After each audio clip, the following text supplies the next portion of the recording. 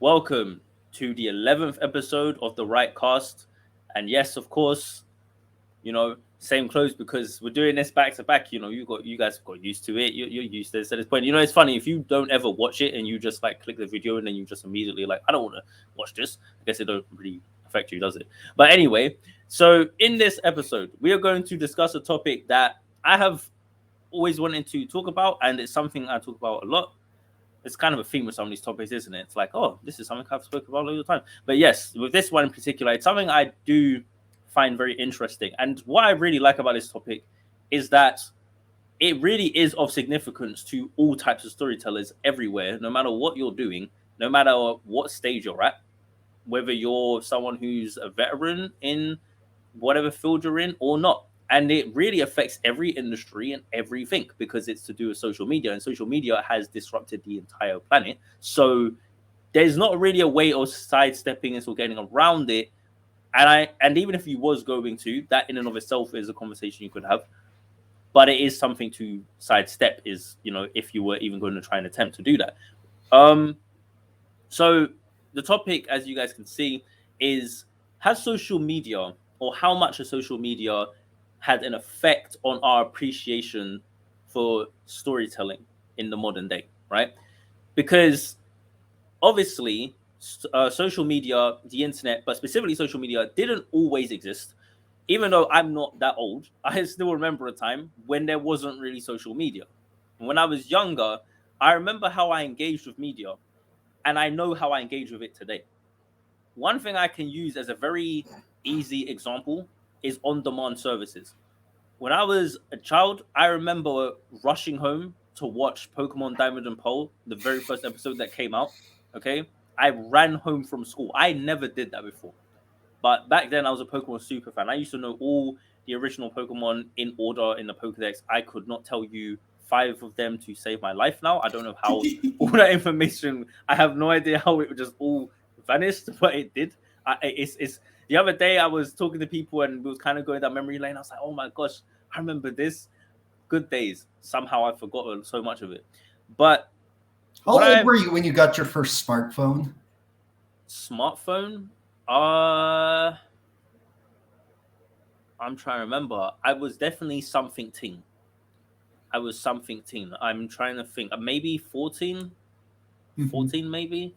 So that might be a bit older than people expect, but yeah, it was 14. I definitely was not, because I remember when I was in school, Blackberries don't really count as smartphones, do they? Like, no, they do. Not well.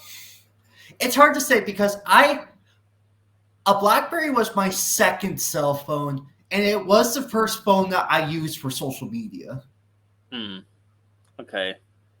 Well, I didn't have a BlackBerry anyway, so even though it doesn't count, because I didn't have one. So the phone I had was older than that. So actually, I do remember what age it was. It was 6. It was around 15, 16. I remember because it was my last year in secondary school. I was in year 11.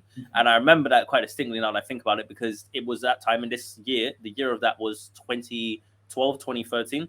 So I remember because that year specifically, especially because I was on YouTube making content, 2012 is always the year I look at where a lot of the social media stuff really kicked in. I remember a lot of trends starting at that point, particularly with gaming and stuff like that. Like, this was when people were everyone was recording in HD now. They didn't do that before because they didn't have the means to. But when a company, Hapag, made this thing, the HD PVR, everyone could record their games in HD. And, it was very different. A lot of things changed around that year, 2012, 2013, I'd say, which is very interesting. So I remember that being a year where I was really hearing people in school talk about Instagram. Prior to that year, I didn't really hear about that.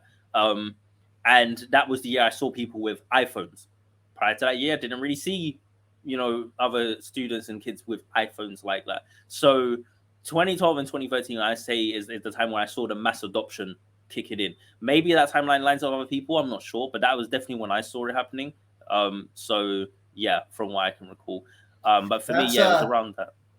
Yeah, that's actually my exact same timeline as well. My first smartphone was also around 14, 15 years old. I actually know the dates pretty well because my parents, at that point in my life, they owned cell phone stores. That was their main line of business. Mm-hmm. And so I was one of the very first people to get the first iPhone to come to Sprint.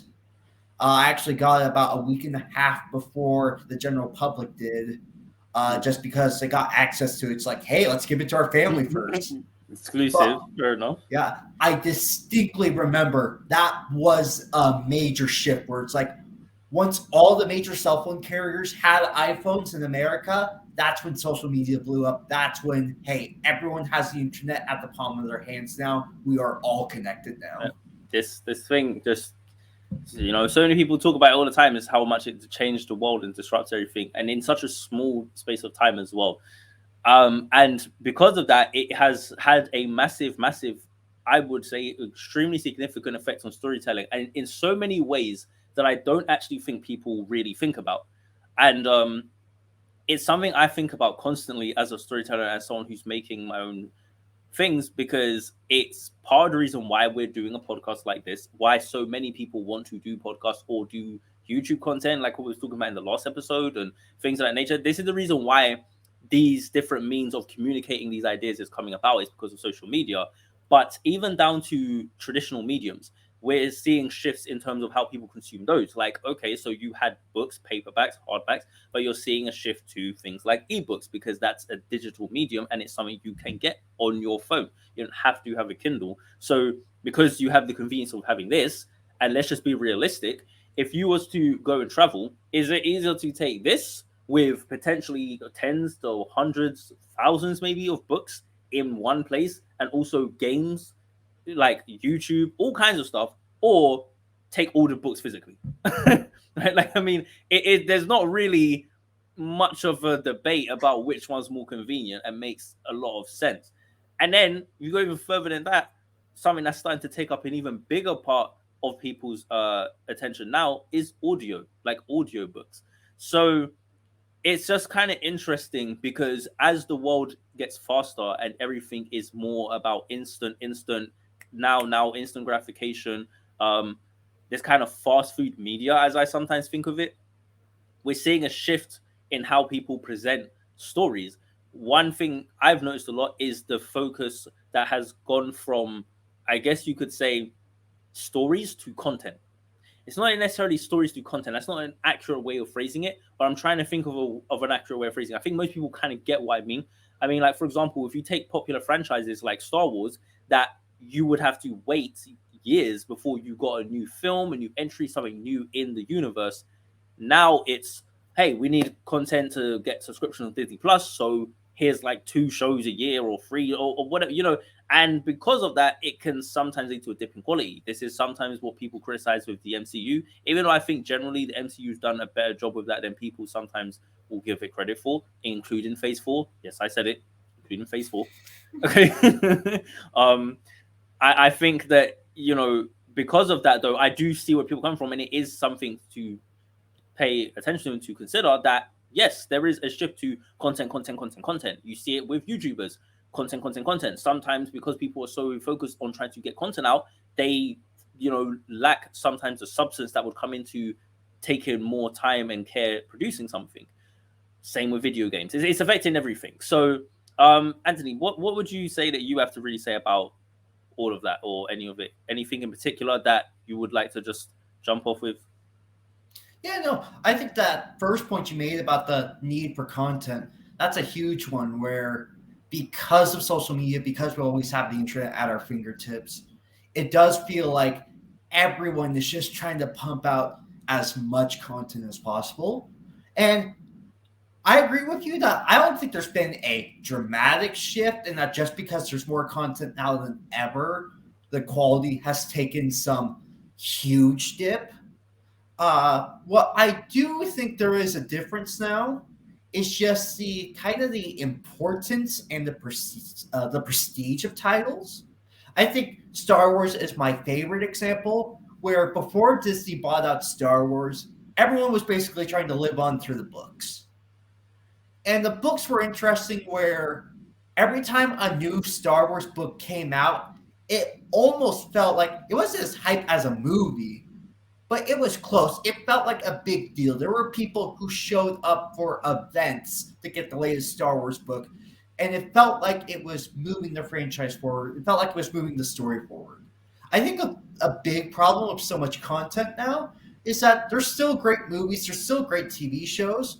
Like, I actually really love the Loki TV show, but it does feel like there's so much content now that even when the world is at stake, the universe is at stake, it doesn't feel like a marquee title. It doesn't feel like, oh, this is something that everyone on the planet is going to enjoy with me, and we're going to spend months, maybe even years talking about, because we have so much other content to get to. Yeah. So it is so much harder now to get that prestige, where something I think have done really well lately to do that is actually John Wick 4 and Creed 3. Both of these felt like significant titles. And so far, their box office has shown where they're both overperforming compared to the other entries in their franchises. So even though the world isn't at stake in each of them, they do feel like this is a once in a decade experience. Okay, interesting. Yeah, I think that's the big part of it, is that like um you're gonna see there's just a lot more stuff to go through. And what this means is both twofold. You're gonna have a lot more things that ain't so great, and you're gonna have a lot more things that are great.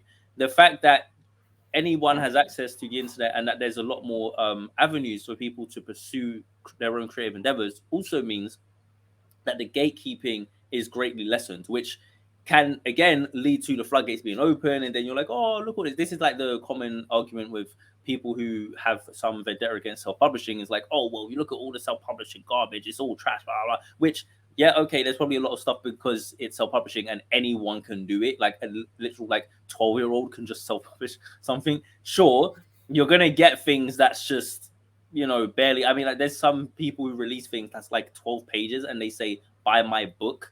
I don't know how like sure it exists, but conversely you'll have people who release some books. There's some things that are self-published, you're like, wow, like why is this self-published, and not to say that's bad because they might have just wanted to self-publish it, but I mean in the sense of if you're going by that traditional mentality of, oh, only people who self-publish are people who can't write or can't blah blah, like then you'll be surprised like how much effort goes into it and how many people really do put in effort. And I really do admire people who do that with self-publishing. So there's a lot more of that. You get a lot more creative freedom. You get a lot more of a diverse range of flavors of more media. So now you can experience a lot of different things. And like I said, like when I was younger and I would run home to watch Pokemon Diamond and Pearl, my biggest thing as a kid always, and I'd watch like Sonic cartoons, any cartoons, I'd always say, I wish I could just watch the whole show.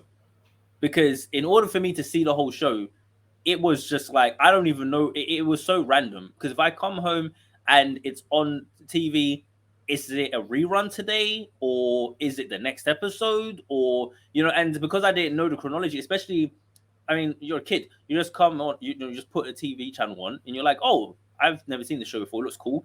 You don't realize you're watching like episode 13. Right? And so then like the next episode, it's like, okay, this was episode 14. But then you come back tomorrow, and now we're on episode 4. And it's just like, like I'm kind of learning the story. And I'm not gonna lie, that in and of itself was an interesting experience growing up. And I'm very glad I had that, because I do think, and this is something I definitely will kind of go into a bit later on, but I do think in terms of like when I look at, like, for example, I have younger siblings. When I look, like, one of the things that sometimes concerns me is how they engage with stories compared to I did at their age. And I feel like there is quite a difference in some ways, not necessarily in some ways it will make sense when I get to it, but because there's a lot of things I think about in regards to that. But like I say, that experience though, anyway, that already is something that they don't really have to deal with. My younger sister, for example, who's like 8 or 9 at this point, I think she's 8, she doesn't have to worry about that. She does not at all ever have to worry about, coming home and, oh, my favorite cartoon's not on. If she comes home and her favorite cartoon's not on the TV, she can go on her tablet, yes, her tablet, and she can just say, okay, I'm going to go on Netflix and I'm going to watch it if it's on there, or wherever she can find it, or even the TV program itself, the adult channel, she might be able to find a website and watch it there. So she can just go and watch it. When I was a kid, I would have I all I could do was wish to have that. And when you'd go to a store, and if they had it like the DVD set, I'd be like, oh my gosh, and it would just be 3 episodes. I would loop those 3 episodes all day because I'd be like, oh my gosh, I get to watch them when I want. It'd be great. So it gives you a certain appreciation. You go even back to things like VHSs, which I did grow up using. I had one of those televisions you put a VHS tape in. I don't know, for some reason, because I'm in Gen Z, people think that I never experienced that. I did. I'm an old Gen Z. I'm not. I'm an old one. Okay. Yeah, I was a teenager when VHSs died, so I think people have to pay attention a little bit more to how time works. Yeah, because people will be like, all you know is downloads, and I'm like, no. I remember when that was weird for me as well. Like, I remember when CDs were still being advertised. I was like, oh, so no.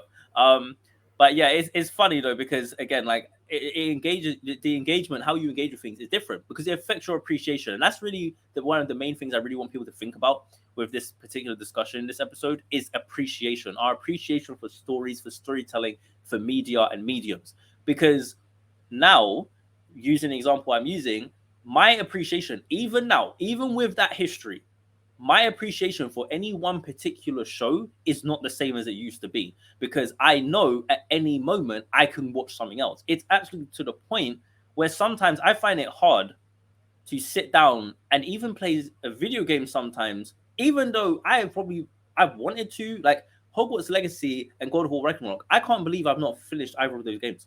I can't believe it. When I was a kid, I would have been done with those maybe in the first weekend. You know what I mean? Like, and now every once in a while, like if there was a new Nier game that drops, I'm going to go through that, But part of the reason is because of content, which goes back to what I'm saying, but also because I'm genuinely passionate about it to that extent. So it depends, but that's kind of the point I'm making, is that I think it takes a lot more now for something to stand out to people and for it to really stick and for it to be there and matter to them in the same way and for them to not switch it off. Because that's another thing that's going to block you from engaging with content and appreciating something. How many things did we like watch or play back in the day that if we had just switched it off in the first 10 minutes, we may have never appreciated it? How many video games you got stuck on a boss and then you maybe did turn it off? I know I did. The amount of times I turned off like games like Kingdom Hearts for a whole month. I was like, I'm not playing this. But then I'd look around like, I've played most of these games. And in order for me to get another game, I have to go out there and actually go buy a game. And I don't have money. I'm a kid. So it's like, I might as well just play Kingdom Hearts again, and then I play it and I beat it. And I'm like, wow, this game's amazing. So whereas now I could just be like, I'll just go download something, or I'll go and watch something, or I'll just watch a playthrough or whatever. It completely changes the dynamic is what I'm going to say. So what do you think about that? Like in terms of our appreciation based on how we engage with these things? You kind of already mentioned as well, but do you think that there's anything you could say with yourself where you've noticed a shift, like in how you appreciate media now? Yeah. So it's funny you mentioned Kingdom Hearts because that actually happened to me. For the first time I tried Kingdom Hearts, I rented it from my local Blockbuster and I played it for about half hour, 45 minutes. Just didn't get into it. Hated it. So I returned it. And I would have never gotten into it except a family member bought it for me as a birthday gift about 2 years later. And I was still young enough at that point where it's like, I don't have that many options. It's either I play this or I don't play anything. And so once I had a few hours into it, yeah, I became a huge Kingdom Hearts fan. But that doesn't happen nowadays.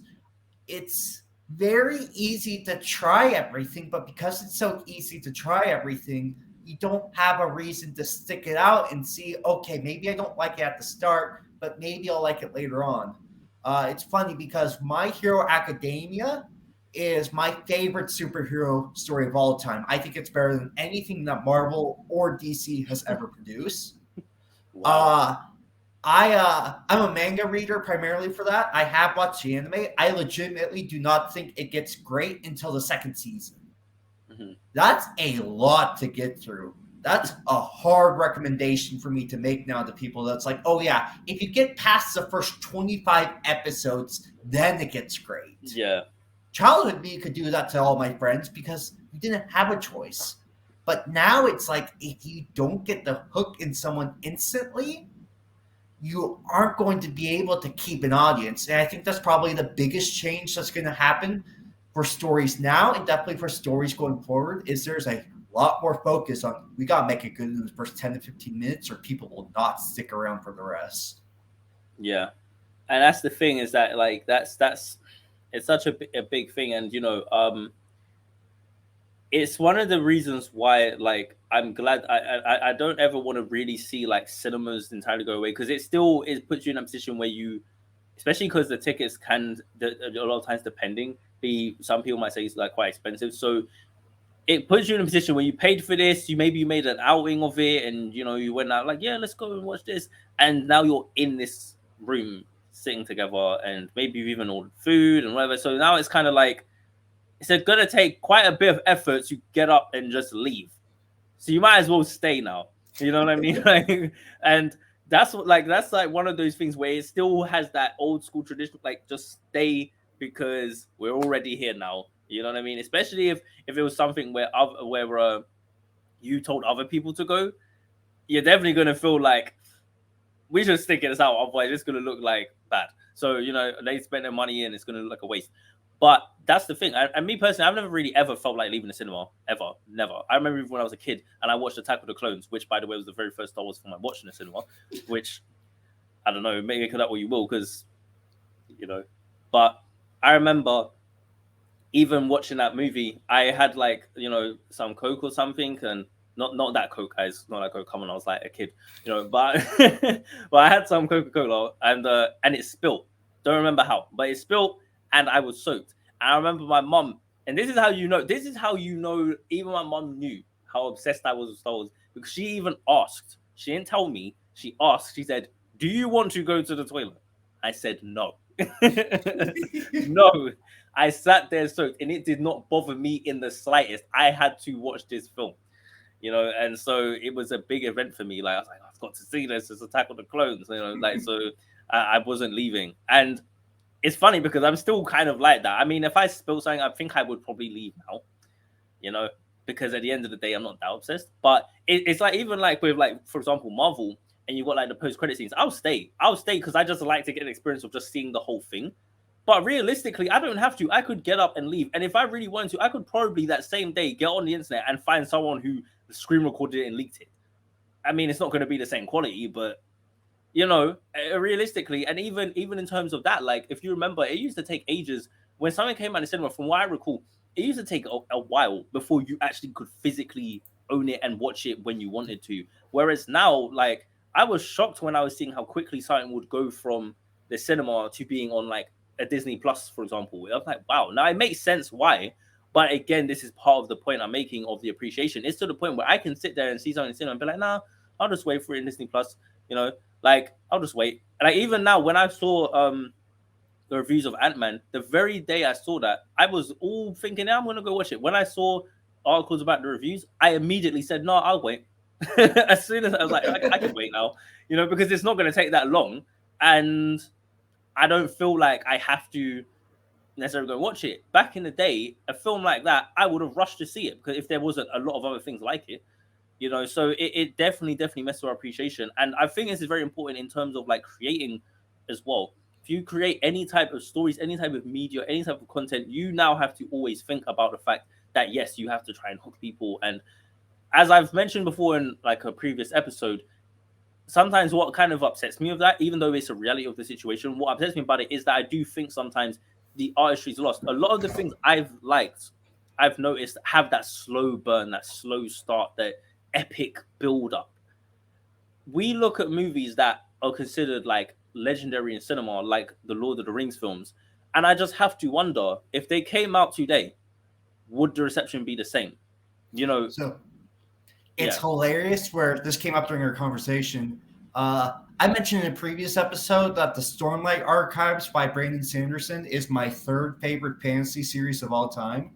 Mhm. I know you can tell that first book was written prior to the social media uprising because the prologue chapter, not just the prologue, I would say the first 2 or 3 chapters of that book sucks. Now, I think the later chapters are great for building stuff up. Again, it's one of the best fantasy series I've ever read. It is a fantastic story. But I know if Brandon Sanderson were to rewrite that book, he would not structure the beginning in that way. Yeah. Well, I mean, it's been a good one, Anthony, but you dare to go against Brandon Sanderson, so I have got to renounce it. No, I'm joking. But yeah. I just said it was the third best fantasy series of all time. Third, no, you know what? That's it. How do I end this again? No, but no, yeah, like obviously, I think that yeah, it's so fascinating to me because it affects so many different things, like and it does make you really wonder. Like I do think something like Lord of the Rings, I still think Lord of the Rings could be very popular because of the fact. Look, let's put it like this: if Lord of the Rings had never had an adaptation, sure, I still think it would be popular when it finally got the adaptation. But even the adaptation wouldn't be like what we got. When I go back and I look at old things recently, I got into Chrono Trigger finally after people telling me all this time about Chrono Trigger. I finally got into it and I was like, wow, I see why people love this game so much. And the presentation of it, I'm just like, a game like this could not come out today. I mean, maybe it could, but there's so many things like that that you look back at and you're like, that couldn't come out today, or it would struggle. Even if it did come out, if it came out the way how it was made back then, I can't even see how it would be made that way. Now, of course, times change, eras change. If you look at old movies from like the 50s and how slow and how paced they were and the editing slow, everything's slow. Yeah, sure. Obviously, times change. I don't think we necessarily all want to go back to that, but I do, and I find it odd because some of these things predate my time, but there are certain things I've watched. Like one of my favorite movies of all time is Labyrinth, which is a film that came out in the 80s. And I don't know, there's something about a lot of 80s movies that's that aesthetic, the vibe, especially a lot of the fantastical ones like Dark Crystal. There's something about them that just makes me just think like, even though I wasn't around back then, it's like, where did those times go?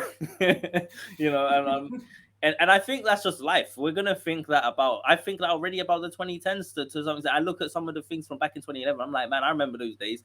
So that's just part of the experience. But I guess what it kind of boils down to is when you make things. I'm more thinking about just again, as I said already, the appreciation aspects. Because back in those times, not only was it that things were slower, but again, because everything was your access to things was less, and that's really what the major thing is: the access.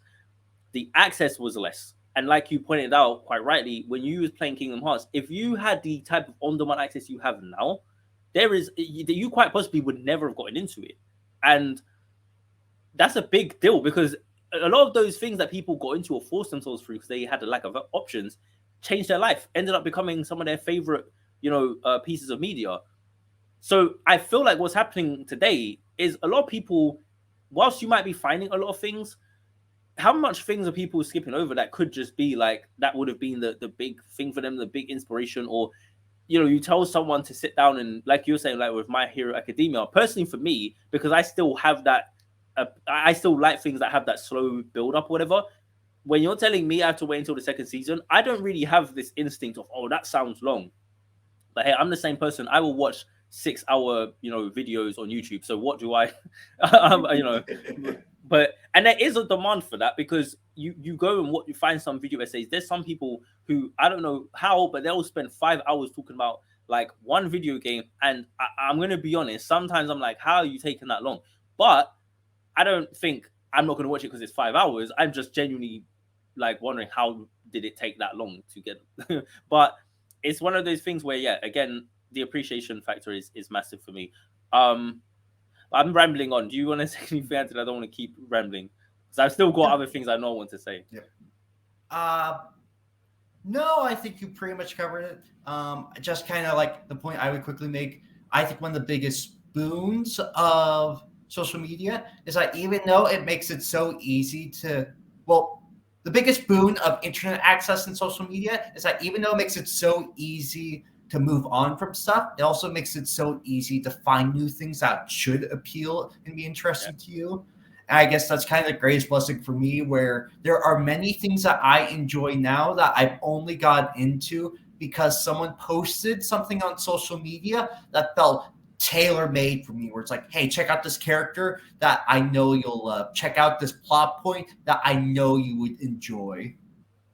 Yeah, and that's definitely one of the great things about one of the positives is that if I like something, I can easily go and find something, or I can just go on Google and be like, similar video games to this, similar shows to this. In fact, one of my favorite video game series that I've got into now is called The Longest Journey, which I don't expect anyone to have ever heard of. That trilogy of games, or the Dreamfall series, as some people might call it, that trilogy of games, I only found out about them because I literally went on Google and was like, games on PC with a good story, and or something like that. And that was one of the games that came up, and I was like, okay, interesting. I'll look into it. Looked at the synopsis. I was like, I like this. I like the sound of this, so I'm gonna get into it. I'm gonna play these games, and I wouldn't have been able to do that years ago. So there is a great level of freedom and access, and the ability to be able to find things that really you personally care about, and that's a really good thing.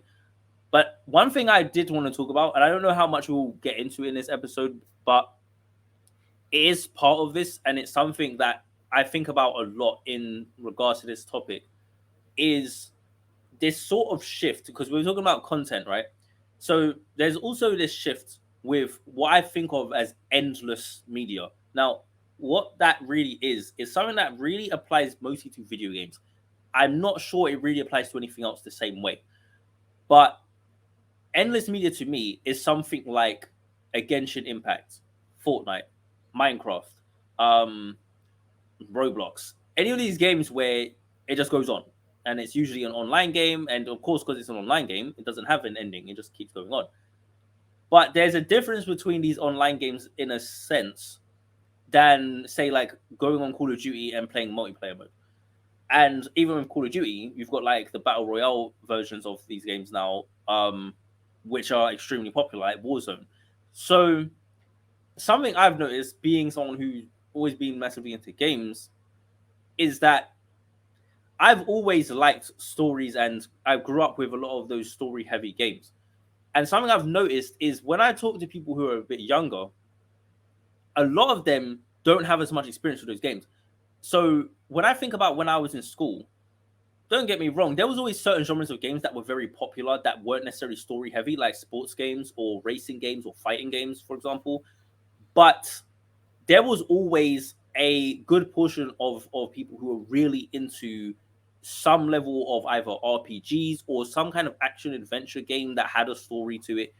Whereas now, there are people growing up who all they know is games like Minecraft and Roblox, where it's just the story is basically, and this is an interesting thing because the story has become kind of more what they make of it, which is a cool thing. And trust me, again, as a kid, I would have loved to have had more games like that growing up. But it's also on the side of things where there's not necessarily a structured story of A, B, C, beginning, middle, end. And then also because a lot of kids today are not necessarily reading actual like books and reading stories and novels as much, so it's like I kind of start wondering, where does the story telling, like, where do they experience those stories from, if that makes sense? Because when I was like, say for example, 8, and I know not every 8-year-old was me, but I played, for example, like Knights of the Republic, and I remember being in school and there was a few other kids who'd played it. Again, something like Kingdom Hearts, look at how wacky that story is. There's not really a lot of things right now I can think of. I could be wrong, but if I was 10 right now, what am I playing that's coming out right now that's popular amongst young people my age? That's like a Kingdom Hearts.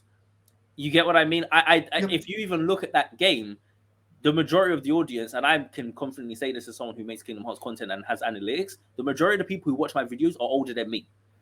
So the interest in that series is it's an aging audience. It's not. That's not to say there's no younger people who are interested, but I've noticed that a lot of these really story heavy, narrative heavy, focused things seem to appeal to a certain generation of us that grew up with them, and it's not as much with the younger people because they're more getting into these, as I say, endless kind of medias that it might have a story or it might not, but it's kind of loose or it's not very heavy and it doesn't end. So I don't know if you have any thoughts on that, but it's something Yeah, that I've no. noticed. So this was something I was thinking about bringing up earlier in the episode, but I'm glad I waited because it just kind of clicked some things into place for me.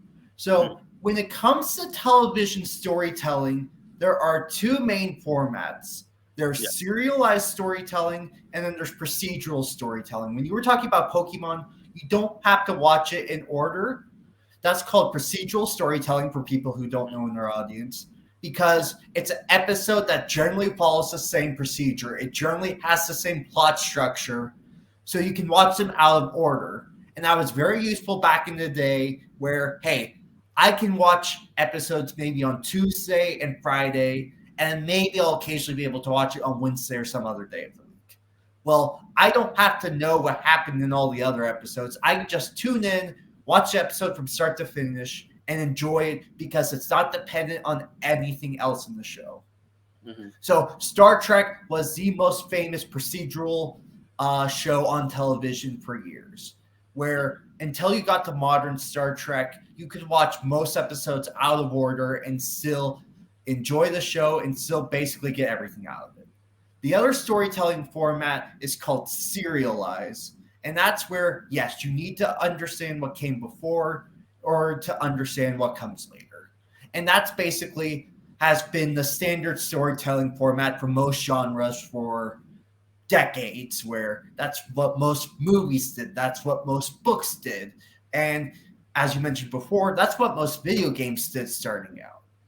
What I finally just realized, what you just brought up, is that with the games as a service industry, they are trying to introduce procedural storytelling to gaming. That's kind of the goal of Minecraft. That's the goal of Fortnite, where you can hop in and out whenever you want. And because it's still the same overall structure, you just enjoy it.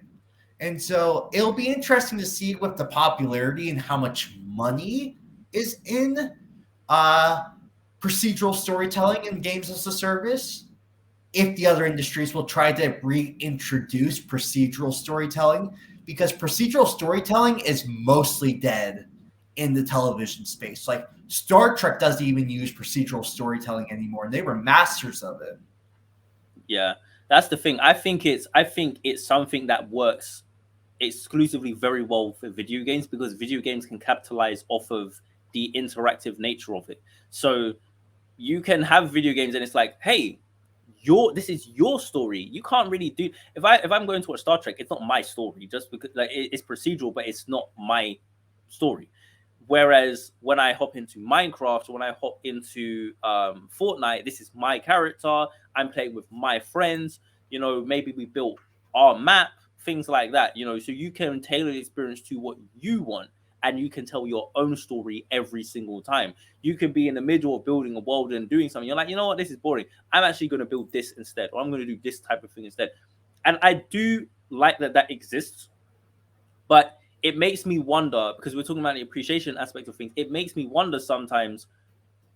Like imagine if that's what you grew up with as your primary understanding of storytelling, versus what we're talking about with like the serialized thing of it's just I guess it makes me wonder like, and it's hard to say because it's kind of like I'm not sure if it does make a difference or not. It's kind of early to tell, but one thing I will say for sure is that I have noticed differences. I have noticed some differences anyway. Like even though I'm in my 20s, even within the gap between me and an 18-year-old, sometimes I notice like their understanding of these things is not what my understanding of those things was. And I can't use myself as an example because I'm someone who's always been passionate about storytelling. But I'm even other people who just regular like people who weren't as passionate about storytelling just engage with media. Again, because the options were different, you didn't really have a choice. If I was to go on PS2, I mean, the types of games that came out on PS2 is not really like a lot of the games that are coming out today exactly in certain respects. I mean, like, this is the reason why you get a lot of things being remade and things of that nature, which I understand, and I do sometimes criticize the remake thing to a degree myself. But I'm not gonna lie, when I was looking at Chrono Trigger and going through that, I just thought I would love if this game was remade, because it's one of those games where I feel like it could be done in a way where it would be really cool for people to experience that as in a new era, in a new way, and in a modern way. So I do like remakes for that, in that it can take some of those old stories that I don't think you really see get made today, and that probably wouldn't be greenlit as a new idea today. But because it already has that audience and that legacy, you can bring it into the modern era, if that makes sense, and still kind of hopefully keep the spirit intact, but just modernize it. And I feel like that's one way you can kind of get that old school feel, if you would say, or bring those kind of stories into the forefront today, so that younger people can experience them. Because I guess as a storyteller myself, I just think about that. I know, even with, like, writing books, there's so many people I meet, like even older people, who would be like, yeah, oh man, like, I just don't read as much as I should. And it's funny. People always feel like they have to explain why they don't read, and it's like, it's okay. I'm not angry at you because you don't read books. It's all right. You know what I mean? It's like they're going through the whole list of, oh, I would have read today, but I didn't. But it's okay. It's not homework. You know what I mean? But it makes me wonder, because again, because a lot of people say, oh, I don't read, and things of that nature. It's kind of like, okay. So it makes me think, as a storyteller, how do I get my stories to people in like the people who don't read but would still be interested, kind of thing, And that's why then I do start looking at things like, maybe I should try looking into audio and things like that, because that might appeal to a lot more people, as we already know it does. So yeah, I guess, like I say, it's just, I think about that in terms of, and what you just said is exactly, I would say, a good way of viewing it, like procedural storytelling. And yeah, with video games, that's kind of what I'm noticing. And everyone who's into gaming knows that games as a service is becoming a trend, for better or worse. And let's just be honest, in a lot of cases, it's not necessarily great, because it's completely changing how games are being structured. Games are being designed in a way where they're getting multiplayer modes shoehorned in, and it's like, why is that there? Mass Effect 2.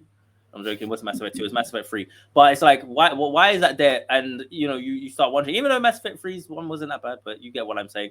And yeah, it's just one of those things where I guess you start wondering, what's the direction in the future for storytelling in that regard. I think for the most part, really overall, I think it's great, and I think it's a great time to make stories regardless, because of the options and the access and the things you can do, and how the technology is advanced.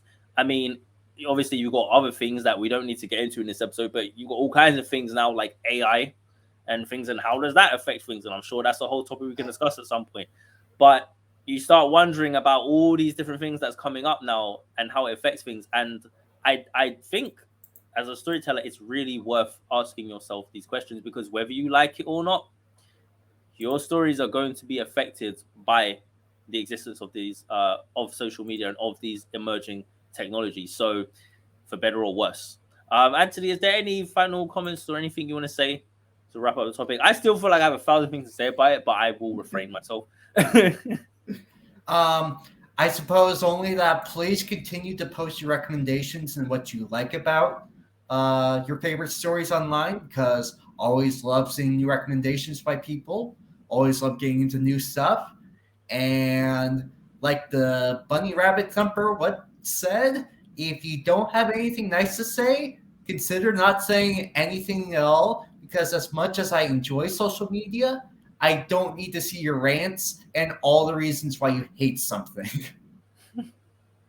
Well, I'll say this. I mean, if you want to drop some rants, I can, go ahead.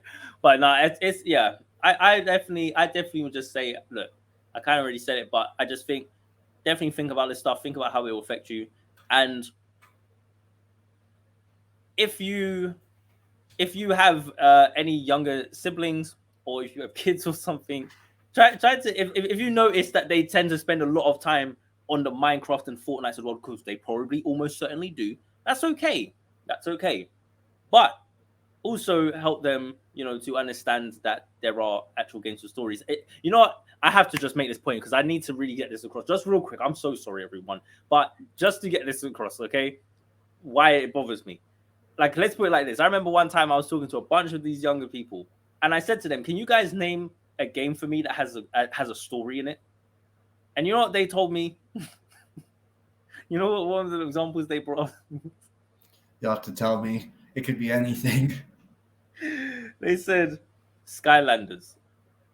I don't know if you know what Skylanders is. Yeah, I mean, technically, but Well, I said, can you give me a game that's like got a story, like a good story? They said Skylanders. I just thought, like, by that age, I would have said KOTOR 2. You know, I just thought I'm not Gen Z anymore. I renounce you. You were not the same. We are not this. No, but like, it's just like, okay. And you know, it's just very interesting because I remember the Skylander equivalent type of games back when I was younger. I would never have used them as an example. So that's that, because the point is I already had that feeling, and I asked that question because I had that feeling, and then their responses proved my point. And even when I said, "What about any other examples?" and it's like, "Oh, Minecraft story is pretty good." What story? Do you know? And I have to be very clear. This is not like these answers are not sarcasm or jokes. These are genuine responses. So, you know, just to point out the difference, like when I'd play a game like Call of Duty had a campaign mode, right? In fact, I'm going to actually point this out again. I made a video on my Next Gen Novice channel when I was talking about Arcane, and one of the major points I brought up in that video was that League of Legends is not a game known for its story. I had go look at the video. There's a lot of top comments or a lot of people who just repeatedly kept telling me League of Legends has an amazing story, and I'm just like, where? Supplementary material that you have to read that builds on the lore is not a story. That's not how that works, right? So, you know, a story in a game would be I go to Call of Duty 4, it has campaign mode and it has multiplayer. League of Legends is just multiplayer, no campaign mode, right? So the reason I'm pointing this out is because I'm noticing trends where people's even understanding of what a story is seems to not be the same.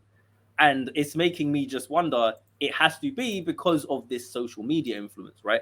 So anyway, we're closing off, but I had to just leave you guys with that because I wanted you guys to really make sure you understand why it is that I was bringing up the game things and the live action service and all that. That's a big part of the reason why. It's because seems like it's having an effect on people. Also, if you have any experiences or stories to share countering that, please do share them because I need to see some hope. I need to see hope that the children of today are getting some good stories. And by the way, I know a lot of kids read, and I know that there's a lot of kids who still consume things like that's one thing that is good about the television and the on demand is that through that is one way. But I guess I just, you know, I'm getting maybe I'm just getting old. You know, maybe I'm just getting old. It is what it is. But anyway, something for you guys to think about. I hope you guys enjoyed the 11th episode of the Right Cast. Thank you very much for listening, and we will be back with episode 12 a week from now, which is 2 weeks from when we're recording this. And in 3 weeks from when we're recording this, I will not have this Buddha behind me. I don't know what I'm going to have behind me, but it won't be this. Even Anthony. I am. Yeah, I'm actually moving too, so this will be the last time you guys see me in this room. Yeah, we're both gonna have. That's true. We're both gonna. By the next time we're recording an episode, we're both gonna have different backgrounds. I think. Interesting. Mine will only be like for maybe 2 episodes though, but it is what it is.